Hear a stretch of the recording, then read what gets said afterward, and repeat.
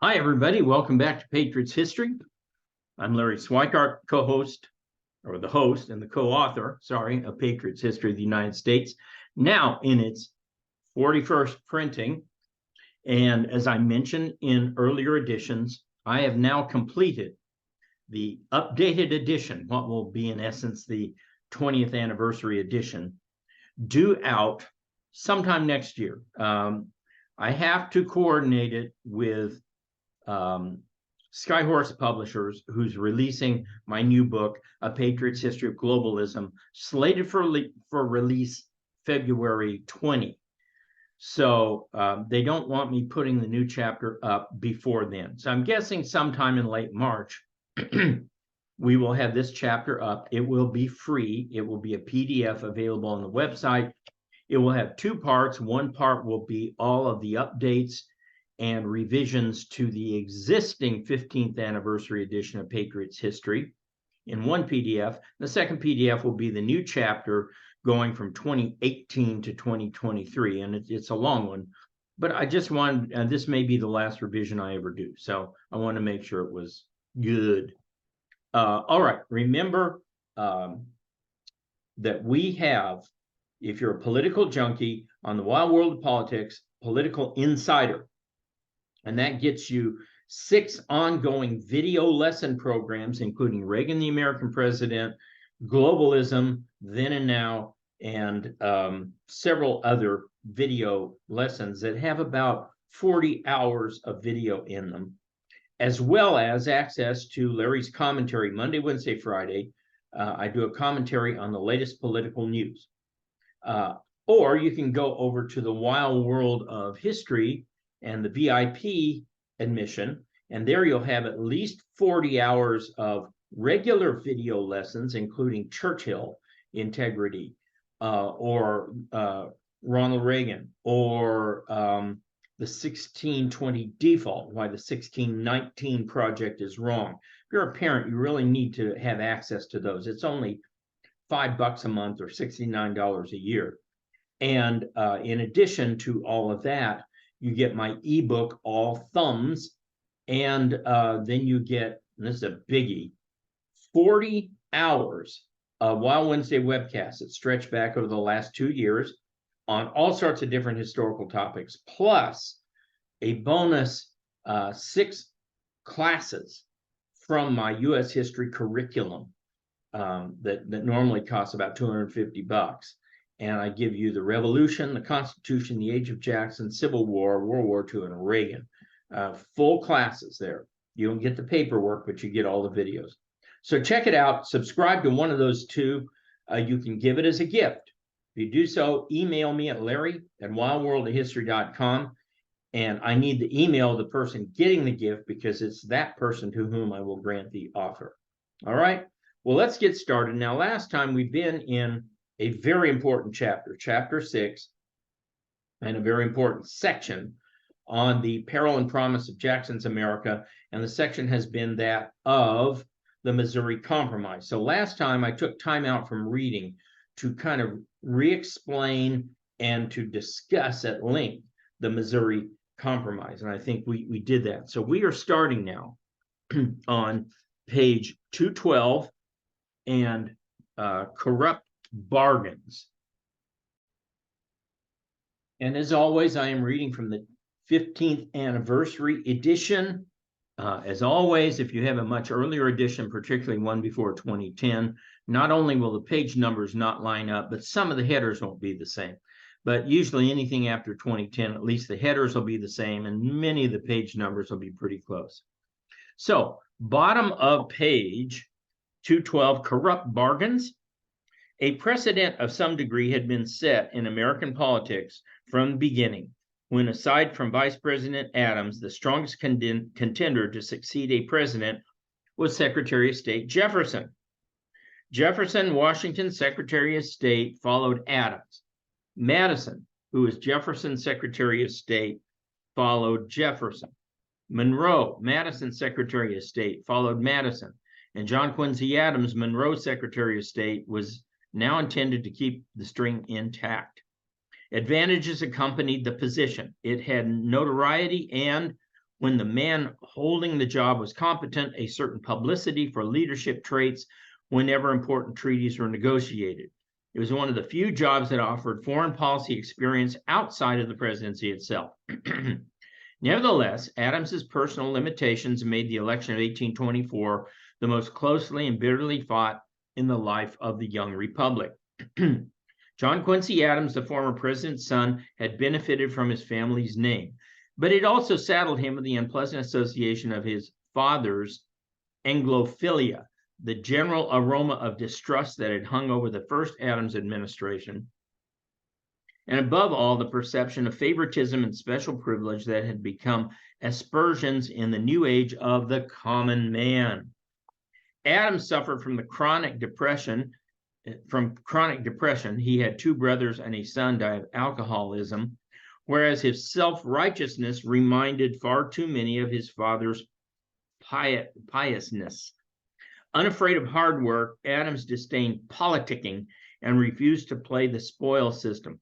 Like Clay, he was an avowed nationalist whose concepts for internal unity harkened back to and indeed far surpassed the old Federalist programs. But in 1808, to remain politically viable, Adams abandoned the Federalists and became a Republican. To some extent, Adams was overqualified to be president. Even the slanted Jackson biographer Robert Remini agreed that, quote, unquestionably, Adams was the best qualified for the job, unless he added, quote, political astuteness counted. Having served in the U.S. as the U.S. minister to Russia and having helped draft the Treaty of Ghent, Adams had excellent foreign policy skills, intelligent, well-educated, and fiercely anti-slave. He later defended in court the Amistad rebels.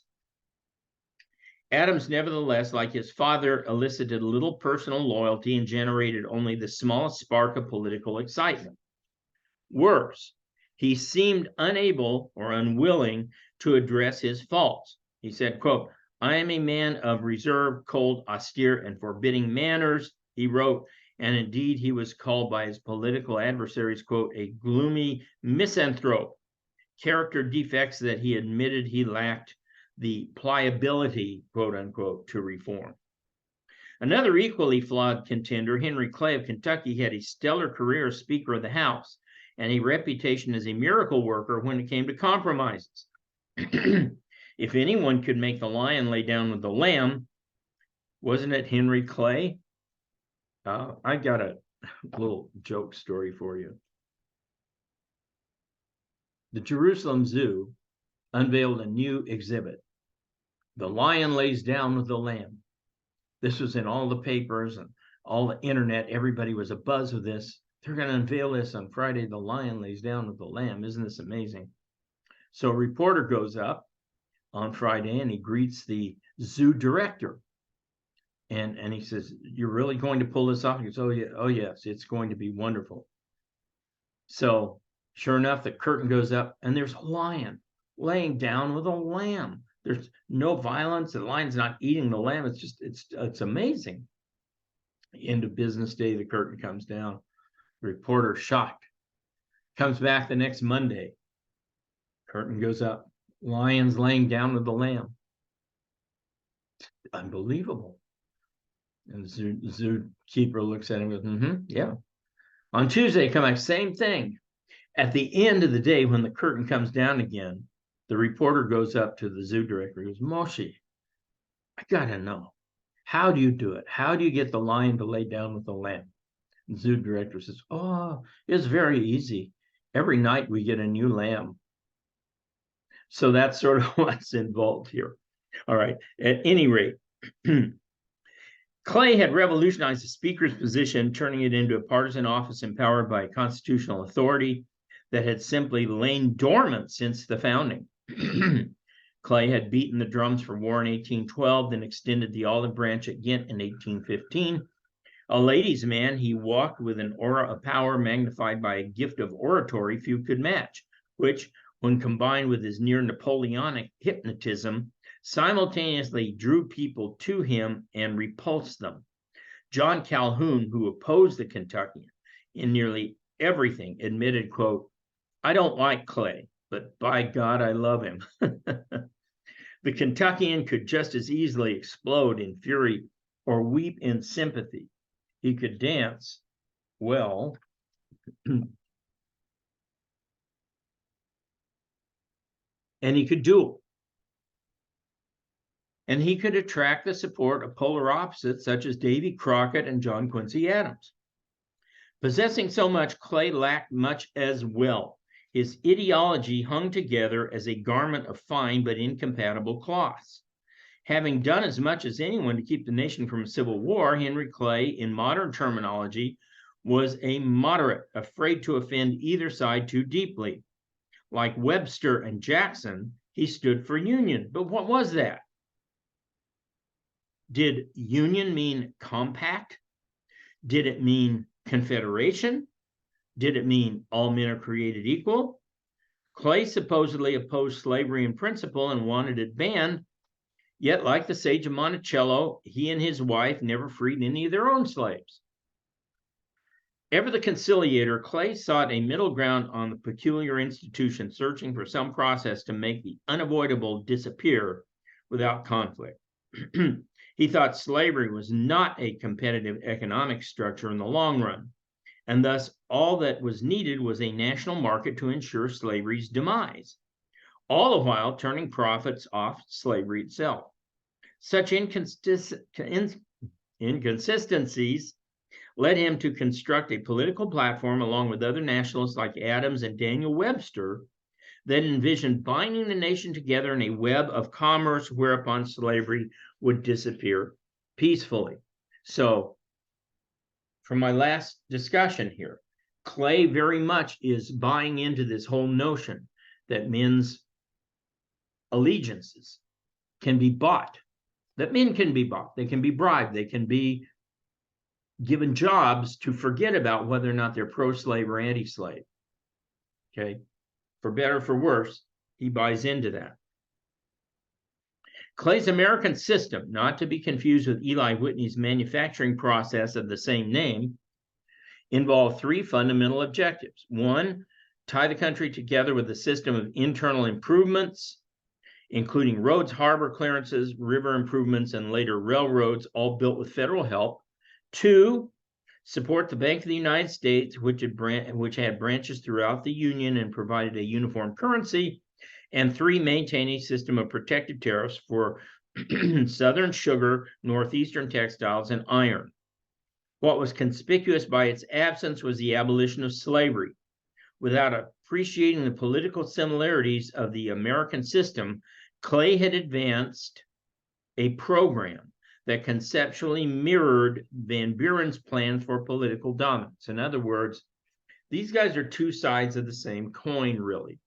They aren't that different because they're both acting on this notion that slavery is something about which you can avoid if you pay people enough. The American system offered in gussied up terms payoffs to constituent groups who in return would ignore the subject standing in front of them all. Thus, between Adams and Clay, the former had all the will but not the skill to do anything about slavery, whereas the latter had all the skill but not the will. That opened the door for yet another candidate, William Crawford of Georgia. Originally, remember what Van Buren said about slaveholders being president. Originally, Van Buren had his eye on Crawford as a natural leader of the fledgling Democratic Party. Unlike Adams and Clay, however, Crawford stood for slavery, veiled in the principles of 1798, as he called them, and strict construction of the Constitution. Lacking any positive message, Crawford naturally appealed to a minority, building a base only in Virginia and Georgia, but he appealed to Van Buren because of his willingness to submit government control to party discipline. Van Buren therefore swung the caucus behind the Georgian. Instead of providing a boost to Crawford, the endorsement of him sparked a revolt on the grounds that Van Buren was engaging in king-making, which he was. Van Buren should have seen this Democratic tide coming, as he had accounted for it in almost everything else he did, but he learned his lesson after the election. Crawford's candidacy also suffered mightily in 1823, when the giant man was hit with a stroke and left partially paralyzed. Although he won some electoral votes in the election of 1824, he no longer was an attractive candidate for national office. let's be honest here. Until after Franklin Roosevelt, a candidate who had a severe physical handicap was not going to win much. Okay, it wasn't going to happen.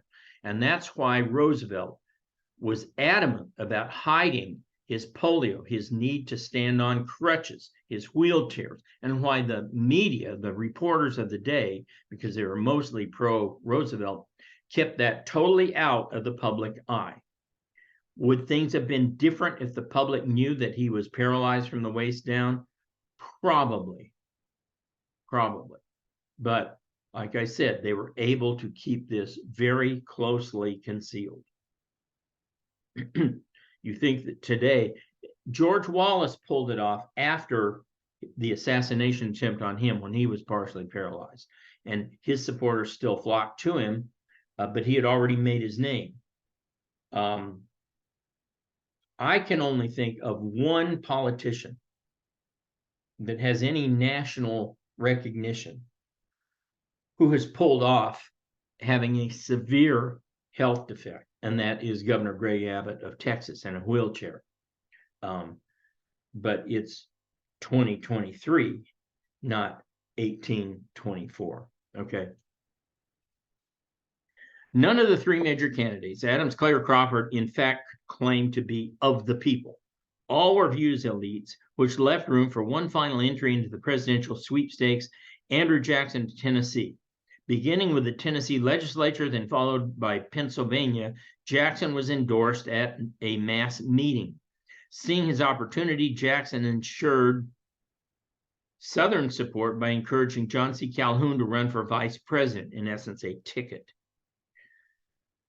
Jackson appeared to have the election secure, having mastered the techniques Van Buren espoused, such as avoiding commitment to key issues and, above all, avoiding the slavery issue.